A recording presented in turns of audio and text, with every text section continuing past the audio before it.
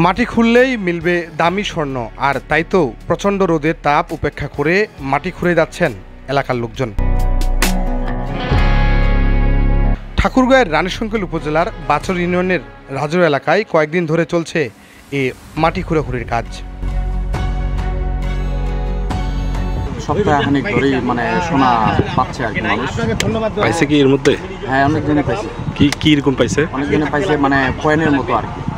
হ্যাঁ, শুনতেছি, আমি এখনো দেখিনি। কয়েনের মতো বলে, একটু 50 পয়সা, কিন্তু মোটা একটু আর কি এরকম। হ্যাঁ, তো কালকে পরশু দিনও একজন পাইছে। স্থানীয়রা বলছেন ইটভাটার মাটির স্তূপ খুললেই মিলছে স্বর্ণ। এমন কথা ছড়িয়ে পড়লে স্তূপের মাটি খুঁড়তে মেতে উঠেছে স্থানীয় লোকজন। মঙ্গলবার দিনভর ওই এলাকার শিশু থেকে বয়স্ক বিভিন্ন লোকজনকে শাবল ডাঙ্কি দিয়ে মাটি খুঁড়তে দেখা গেছে ওই স্তূপে। লোক সোনার কথা শুনছি, সোনার গন্ধ ধামা আসিনো, একটু সোনা সোনা দিয়ে পাই, একটু ভালো হয়।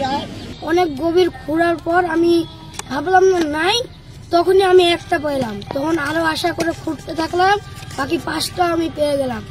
দিয়ে আমি বললাম যে তুই ঘুড়ি ঠিক করছিস, ঘুড়ি ঠিক কর, দিয়ে বাসা চলে যাবো, নাহলে ঘুড়িটা তো ছিঁড়া তোর আরো ভেঙে যাবে। তখন আমি ঘুড়ি ঠিক করছিল, আমি ওগুলো নিয়ে খেলছিলাম। এই টাইমে তখন আবুল নামের ওই ছেলেটা চলে আসছে ফের। তখন বলছে যে তোমরা কি পাইছো? তখন আমরা বলছি না, আর কি নিবার জন্য। তখন ওই না খুঁজলো, খুঁজে আমরা কিন্তু মাটির তলে লুকাই রাখছিলাম। দিয়ে তখন খুঁজে ওই বের করে নিল, দিয়ে বললো যে 6টা তো পেয়েছো, এগুলো তো আমাকে দিয়ে দাও।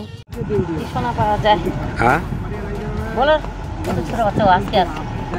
তো আপনি কয়দিন ধরে খুঁড়তেছেন? কি আজকে এখনই আসলাম। এই যাবত কি কেউ এই ধরনের সোনা বা কোনো ধরনের বাইরে থেকে শুনতেছি পাইছে, আমি আসিনি, আজকে আসলাম। আজকে আসলেন? কতক্ষণ ধরে খুঁড়তেছেন? আধা ঘন্টা হয়ে গেছে। ইটভাটার ব্যবস্থাপক লিটন আলী বলেন, কাতিহার সামরাই মন্দিরের পাশ থেকে মাটি খনন করে স্তূপ করা হয়েছে ইট তৈরির জন্য। কয়েকদিন হলো কথা উঠেছে ওই মাটির স্তূপ খুললেই পাওয়া যাচ্ছে স্বর্ণ। এরপর থেকে সাধারণ মানুষ দিনরাত ওই মাটির স্তূপ খনন করে চলেছে।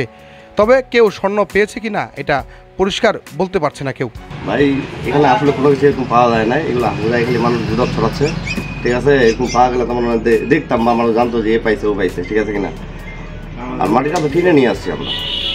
ঘটনা সম্পর্কে অবগত রয়েছেন রানীশঙ্কল উপজেলা নির্বাহী কর্মকর্তা রকিবুল হাসান।